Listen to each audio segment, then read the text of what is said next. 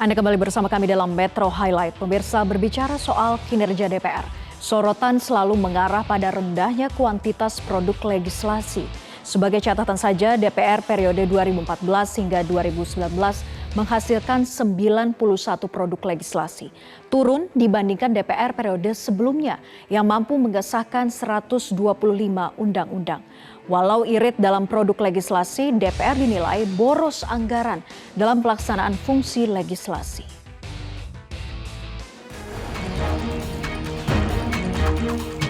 Merespon aspirasi tersebut dengan menunda pengesahan rancangan undang-undang yang dimaksud.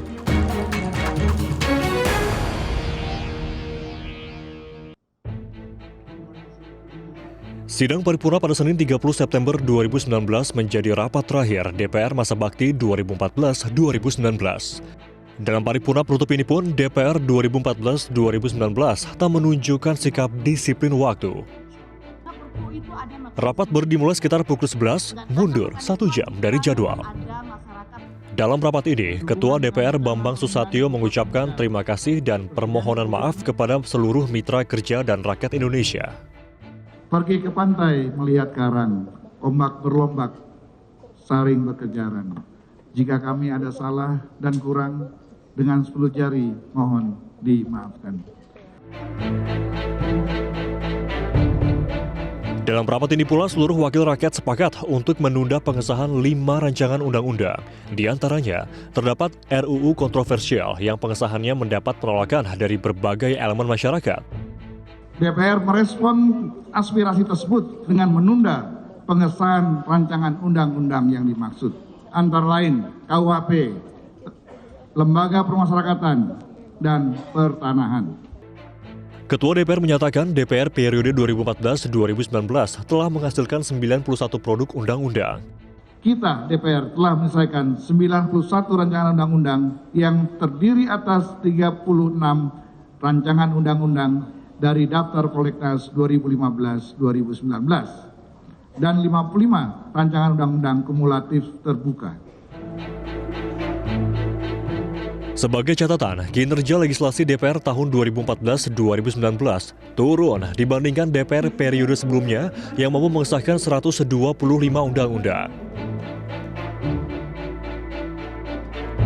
Dalam masa sidang pertama tahun sidang 2019-2020 dengan masa sidang hanya 32 hari kerja, DPR mengesahkan 12 rancangan undang-undang. Beberapa di antaranya kontroversial dan mendapat penolakan luas dari berbagai elemen masyarakat.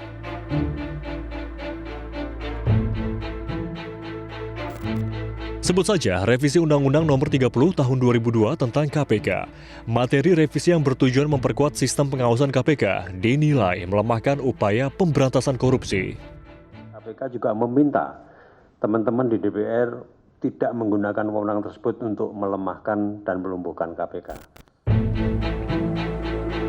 Atau revisi Undang-Undang Nomor 17 Tahun 2014 tentang MPR, DPR, DPD, dan DPRD atau MD3 yang dinilai mengakomodasi bagi-bagi kekuasaan di antara partai politik. Dari awalnya mengatur 5 orang pimpinan MPR, bertambah menjadi 8 orang hingga revisi terakhir menjadi 10 kursi pimpinan MPR. Lembaga Pemantau Parlemen, Forum Masyarakat Peduli Parlemen Indonesia atau Formapi memberi sejumlah catatan terhadap kinerja DPR 2014-2019. Selain banyak kontroversi di jajaran pimpinan, persoalan lain adalah sedikitnya produk legislasi yang dihasilkan. Namun dinilai terjadi pemborosan anggaran dalam pelaksanaan fungsi legislasi.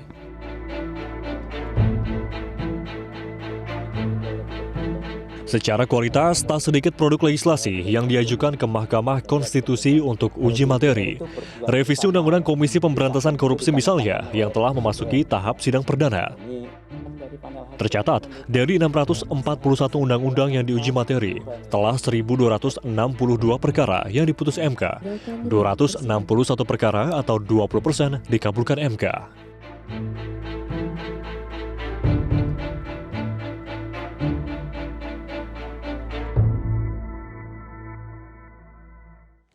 Metro Highlight akan kembali usai jeda dengan informasi sejumlah tugas berat telah menanti 575 anggota DPR yang baru dilantik pekan ini. Namun tugas terberat DPR baru adalah mengembalikan kepercayaan rakyat. Informasi selengkapnya sesaat lagi untuk Anda.